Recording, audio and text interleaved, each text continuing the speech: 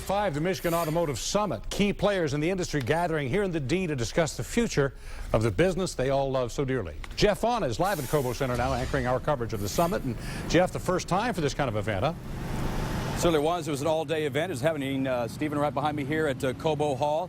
And as I mentioned, it was an all-day event. Some movers and shakers here, certainly. But I certainly got an underlying theme here today of not only that we need to transform the industry to have cutting edge as part of this industry here in Detroit, but a need to draw and retain talent as well. Michigan is #1 per capita when it comes to engineers, but the automotive industry has said that's not enough. As this industry grows, they need more engineers. So Ford has come up with an idea on how to recruit engineers, how to retain them, how to get them interested in the industry. They have actually formed an alliance with the University of Michigan. Now, this is nothing new. They've been doing this for 60 years. But they're now doing something a little different. They are recruiting and conducting research to kind of help people, students of course, to gain a better understanding about the automotive industry and how it works today.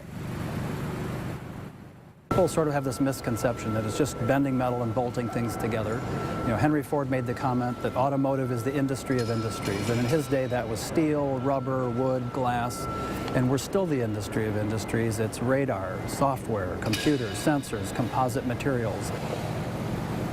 Yeah, a lot of computers in those cars today, of course. The Michigan Auto Summit drew a lot of movers and shakers. GM CEO Dan Ackerson was here today. He had a speech during the lunch segment of the summit today. We'll have more on that coming up. But also, Governor Rick Snyder was here as a keynote address earlier today on a day that his first political ad runs. Now, I asked Governor Snyder, why so early with this ad? We're 13 months away from the election, and he hasn't even announced re-election yet. He told me that that's going to come later on this year.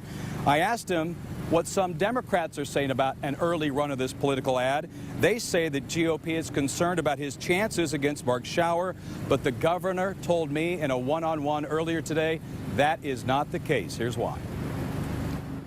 I'm focused on being governor right now.